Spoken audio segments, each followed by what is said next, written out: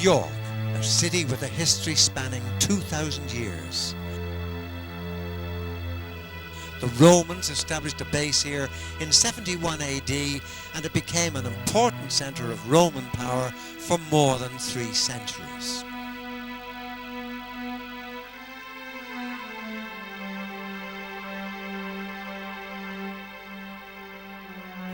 After the Romans withdrew, the Anglo-Saxons ruled here for almost 400 years. York was taken over by the Vikings, who were displaced by the Normans led by William the Conqueror, and later it was besieged by Cromwell's forces in 1644. It has survived centuries of turmoil and trauma.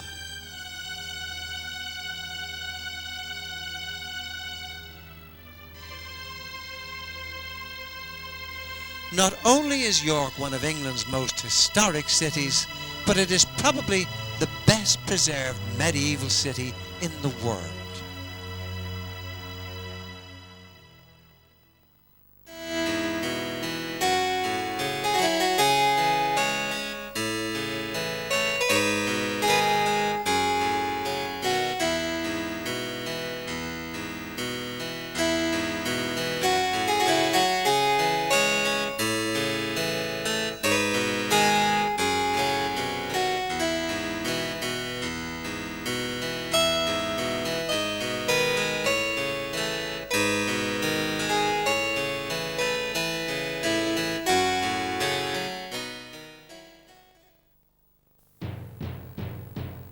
In 71 AD, Quintus Petilius Cyrilius, governor of the province of Britain, selected the junction of the 2 York rivers, the Ouse and the Foss, as the site on which to build a fortress.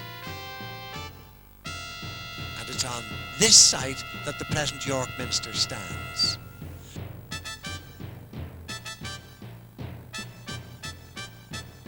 The Romans called the area Aboracum, Valley of the Yew Trees.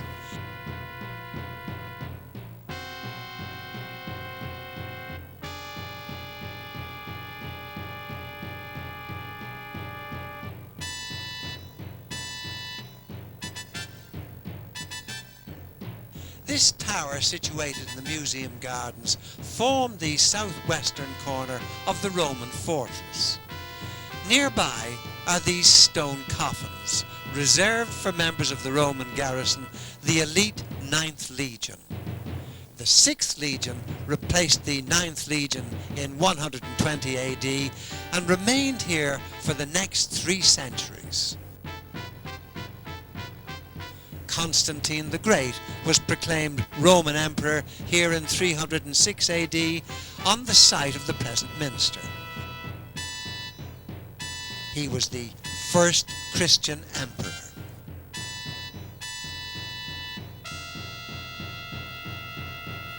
Late in the 5th century, as the Roman Empire began to disintegrate, the Roman legions, which had inhabited York for almost 300 years, departed for Rome, never to return.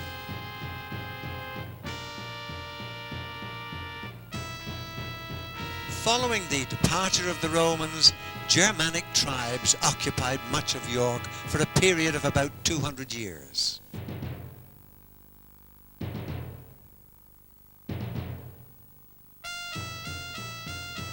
During the 5th and 6th centuries, groups of Saxons invaded Britain. By the 7th century, York was under Anglo-Saxon rule and became the capital of the Anglian kingdom of Northumbria. The new capital became known as Uorfic. In the museum gardens is the Anglo-Saxon Tower, constructed in a break of the original Roman wall. By the middle of the 9th century, Anglo-Saxon rule was to end. A new force from Scandinavia would take control. In November 866, a Viking force sailed up the River Ouse, attacked Uorfic, and defeated the Anglo-Saxon defenders. They changed the name of the town Jorvik to the Danish name Jorvik. Jorvik became the capital of the north, second only in size to London. And because of its strategic location and Scandinavian links, Jorvik became an international trading centre. For 2 centuries, Viking ships sailed from here to Europe. This area of the River Ouse, referred to as the Dublin Stones, is an area which marks the trade links between Dublin and York. The Vikings were the first merchant adventurers. Coppergate was the centre of the Viking trading activities in York. Archaeologists recovered a large quantity of Viking artefacts where the Jorvik Viking Centre now stands.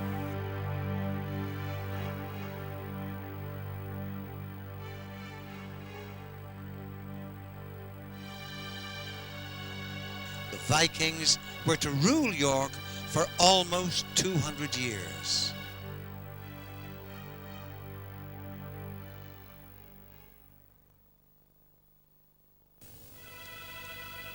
In 1066, King Harold II intercepted an invading army from Norway south of York at Stamford Bridge.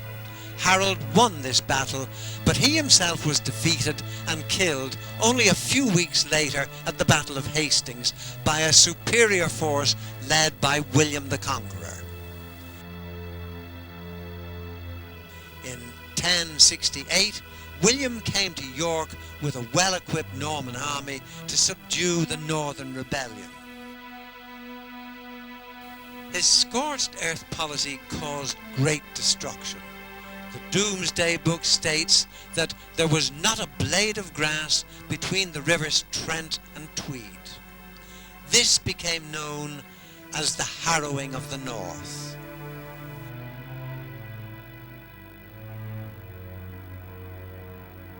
William built his first fort at Bailey Hill, opposite Clifford's Tower, consolidating his control of the region. The name Jorvik was changed to York. William's second fort, York Castle, stood on the site of the present Clifford's Tower. This wooden fort was destroyed by fire in 1190 AD. The group of landowners refused to pay money they owed to the Jewish bankers of the city, and they incited a riot against the Jews. The Jewish community took refuge in the castle. Feeling their position to be hopeless, and rather than surrender to the mob, they set fire to the wooden structure. This tragic event is one of the darkest episodes in York's history. In 1245, Henry III ordered the building of a new stone castle. Walls up to 3 meters thick were constructed around the tower.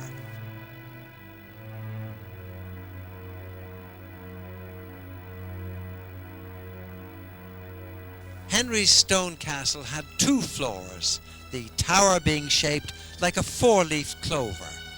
The castle mound was surrounded by a moat which was filled with water from the nearby river Foss. The moat was up to 10 meters wide and probably 3 to 4 meters deep.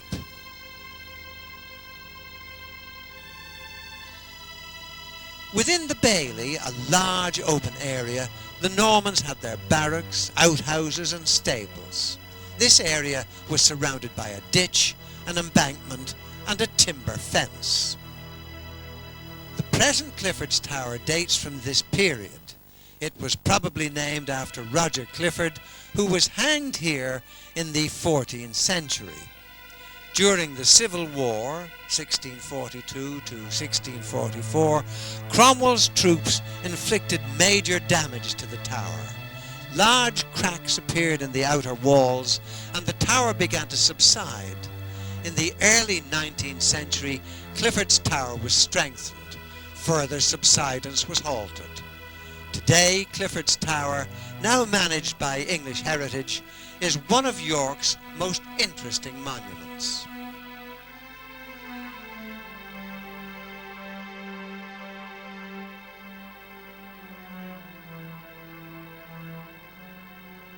Since the Roman occupation, York has been a walled city.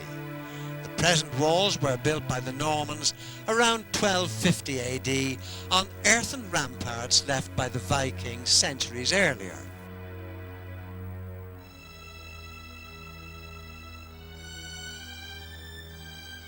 During the reign of Henry III, battlement towers were added.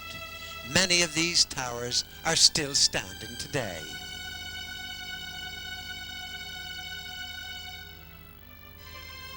At Foss Island Road, a controversial tower was constructed around 1490. The Red Tower was built using brick rather than stone. This caused much anger among local stonemasons, leading to the murder of the stonemason responsible, John Patrick. The wall continues through Jewberry, an old Jewish burial ground granted to the Jews of York by Henry II.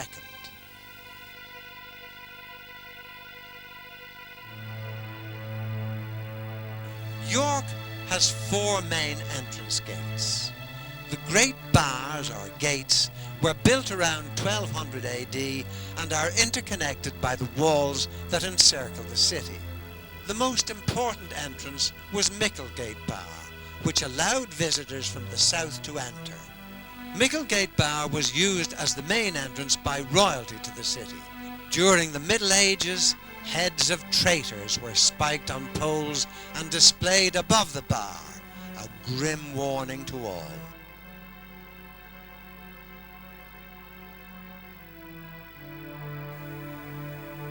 Monk Bar, the tallest of the gateways, has 4 floors. In Tudor times, Monk Bar was used as a prison.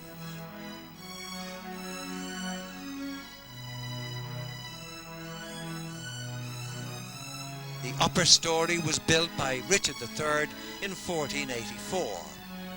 17th century stone figures on top of the bar show men hurling down boulders on the enemy. The bar has been described as a castle in miniature, insofar as the occupants would be able to defend themselves whether attacked from outside the walls or from inside the city.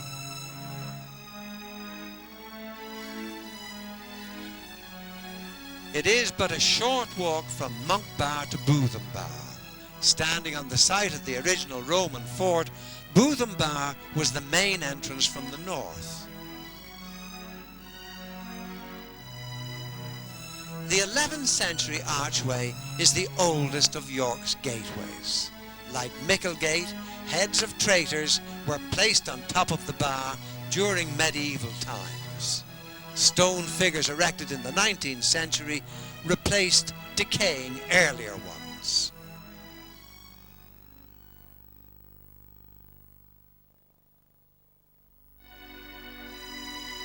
Walmgate Bar welcomes the visitor from the east.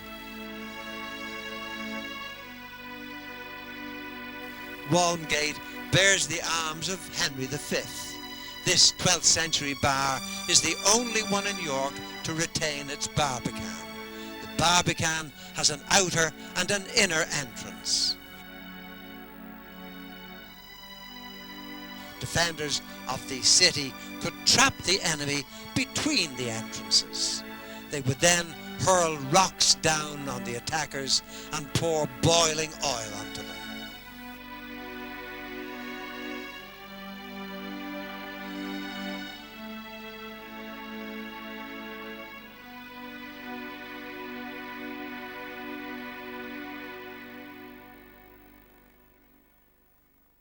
In medieval times, there were 50 parish churches in the small enclave of York, one for almost every week of the year. All Saints' Church in Ousegate has an 8-sided lantern tower. During medieval times, the tower was lit by torches to guide travellers. This grotesque door knocker is from the 12th century and shows the devil swallowing a woman's head.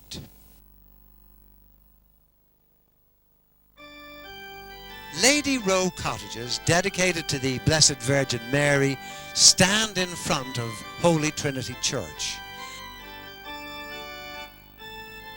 Holy Trinity Church is also from the 14th century.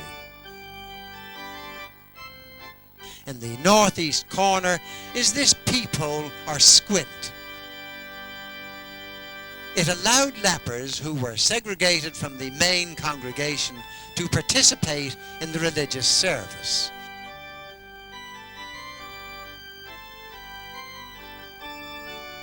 Some of these church pews are over 400 years old. During the reign of Elizabeth I, Sir Thomas Percy, who was associated with this church, became involved in an unsuccessful plot against the Queen. He was found guilty of treason and executed. His head was displayed on a pole above Micklegate Bar. Eventually, friends gave it a Christian burial. Local legend has it that the apparition of his headless body can sometimes be seen searching for its head in the northwest corner of the church.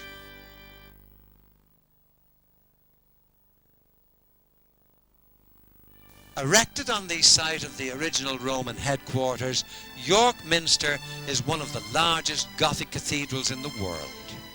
A church has stood on this site since 627 AD. The present minster was commissioned by Archbishop Walter de Grey in the 13th century. He envisaged a Gothic cathedral on a vast scale, which makes today's minster the most spectacular in Britain.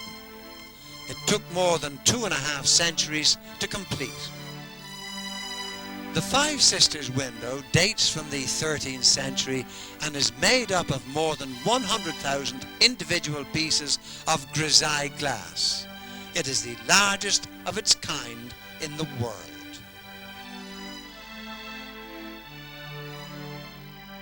The Great East window contains the world's largest area of medieval stained glass in a single window.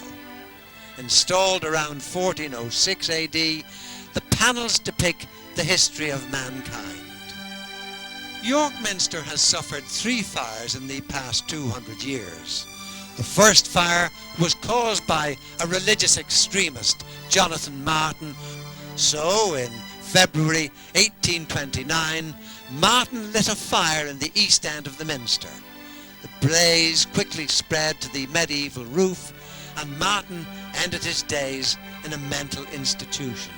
11 years after the first fire, a second fire was started by a careless workman failing to extinguish a candle. The fire spread rapidly to the wooden roof. The whole of the west end of the minster was badly damaged. Records show that almost the entire population of York turned out to help to extinguish the flames. The third fire occurred in July 1984 and was possibly caused by lightning. This time the central vaults of the south transepts were destroyed.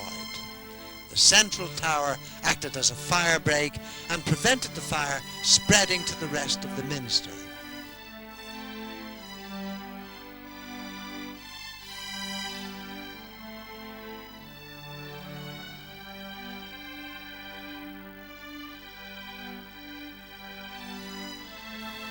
The great rose window was badly damaged in the fire and has now been fully restored to its former glory.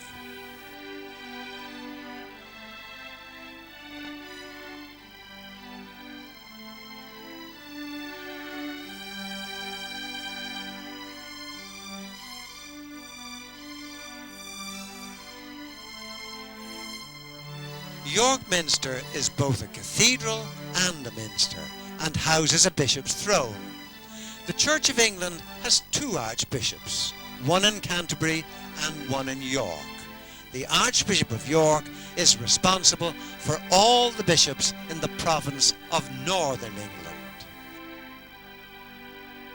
York Minster is also called the Cathedral Church of St. Peter in York. It attracts hundreds of thousands of visitors every year. Opposite the minster is Treasurer's House. The first treasurer was appointed around 1100. The treasurer's duty was to look after the minister's affairs. They held office here until the dissolution of the churches and monasteries, when the office was abolished by Henry VIII. In 1546, the last treasurer, William Cliff, complained to the king, "There being no treasure left, there would seem to be no need for a treasurer," and so he resigned. The present building has traces of 17th and 18th century architecture. Further restorations were carried out in the 19th century, and today Treasurer's House is managed by the National Trust, and the Dean is responsible for the duties which were formerly those of the Treasurer.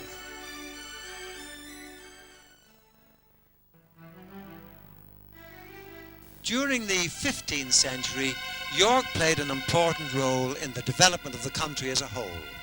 During the War of the Roses, 1453 to 1487, the reigning King Edward IV became angry with York's sympathies for the House of Lancaster, and York industries suffered as a result. When Henry VIII severed links with Rome, he proclaimed himself head of the church and began the dissolution of the monasteries. St. Mary's Abbey in the Museum Gardens suffered greatly.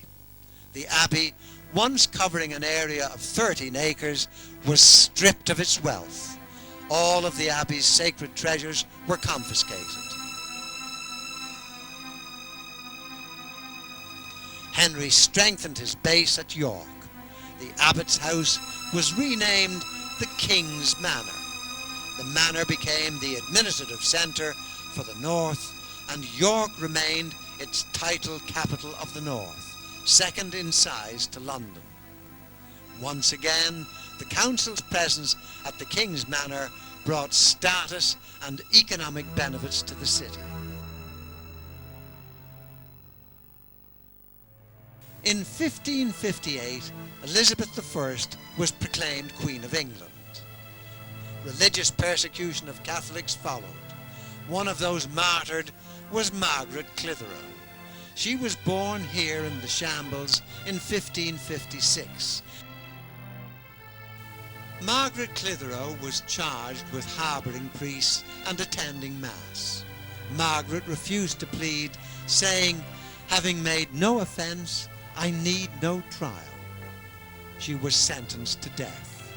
The method of execution was that she be crushed to death under a heavy door with rocks placed underneath her back.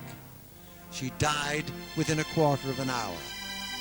In 1970, she was canonized and made patron saint of York. There's a shrine to her memory at number 35, the Shambles. The Shambles is the only York street mentioned in the Domesday Book of 1086. Once a centre of meat sellers and butchers, the meat was suspended from metal hooks, still to be seen today. It is believed during hot weather the stench was unbearable. In fact, plague and pestilence were frequent, resulting in hundreds of deaths between the 14th and 17th centuries.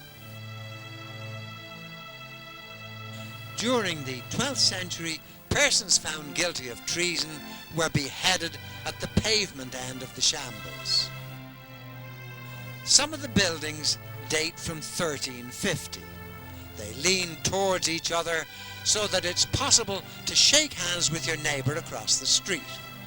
Today, tourists from all over the world come to visit the Shambles and marvel at these magnificent timber-framed buildings. Stonegate is probably the best preserved street in England. It gets its name from the stone paving here. The street has been in use since Roman times.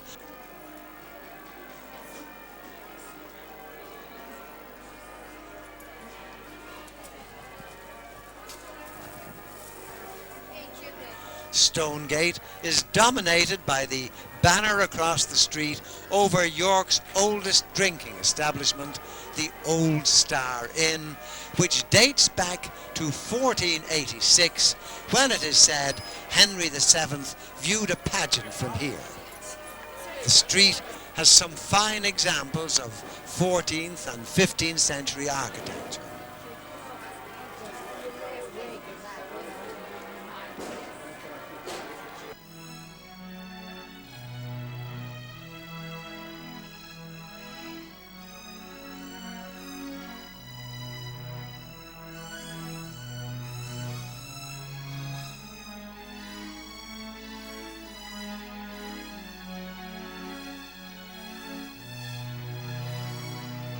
Several alleyways interconnect with Stonegate. One such alleyway leads to a small courtyard where the remains of one of the earliest buildings dating from the Norman period can be seen.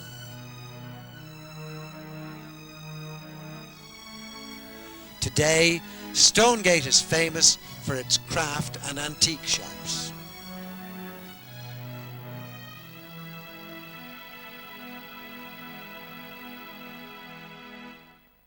The century from 1534 under the reign of Henry VIII up to 1660, when Charles II restored the monarchy, was a trying period in York's history. In the spring of 1642, Charles I severed links with Parliament in London and set up court at King's Manor in York. He established the Royal Mint nearby and a printing house at St. William's College. Soon after, a large force of parliamentarian troops besieged the city. The walls and bars were badly damaged by cannon fire. Scars of this Civil War period can still be seen today. Near Bootham, parliamentarian troops packed gunpowder into the base of Marygate Tower and blew it up. They entered through a breach in the wall surrounding St. Mary's Abbey. The siege was lifted when Prince Rupert, nephew of King Charles, arrived in York with a force of 15,000 men. The parliamentarian forces fell back to Marsden Moor, 6 miles from York. However, they regrouped, attacked and defeated Rupert's army. Rupert retreated back to York and the Royalists were once more under siege. On the 15th of July 1644, Parliamentarian General Sir Thomas Fairfax accepted the surrender of the Royalists, pledging that the city would be spared. This marked the return of Yorkshire to parliamentarian rule. Charles I was brought to trial, found guilty, and executed in Whitehall in 1649. He faced his enemies with dignity and proclaimed that a king could not be tried by his subjects and his execution would be murder. 1660 saw the peaceful restoration of the monarchy and the beginning of a new era for York. Following the departure of the royal garrison from York in 1688, York entered a period of prosperity. The city became a centre for the aristocracy and the elite. Elegant new townhouses appeared. Georgian York became the social capital of the north. The Assembly Rooms, built by public subscription in the 1730s, is one of the earliest neoclassical buildings of its kind in Europe. The Assembly Rooms were a fashionable centre where banquets and balls were held. The main hall is Egyptian in style with 48 Corinthian columns. During its fashionable days, the Duchess of Marlborough wrote, "The main room exceeded all the nonsense and madness that I ever saw of that kind, and that's saying a great deal. The columns stand too close together as a row of ninepins. Nobody with a hooped petticoat can pass through them." York saw a great improvement in coach services to and from the city. In the 1830s, The former 4-day journey to London took only 20 hours. By 1839, York became a major rail centre. York's River Ouse facilitated traders for centuries, from the Vikings onwards. Sea-going vessels were able to sail into York up to 1757.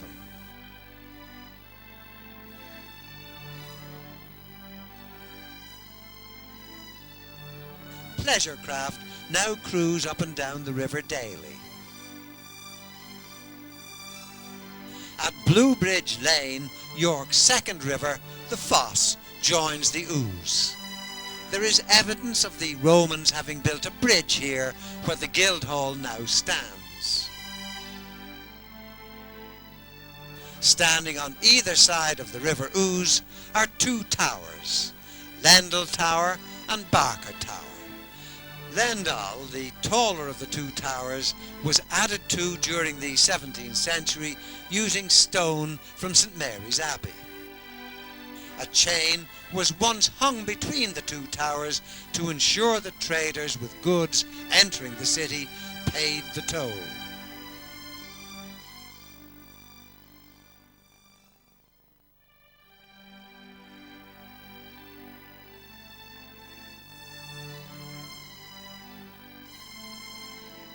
York is a city of historic splendour, steeped in history, rich in culture.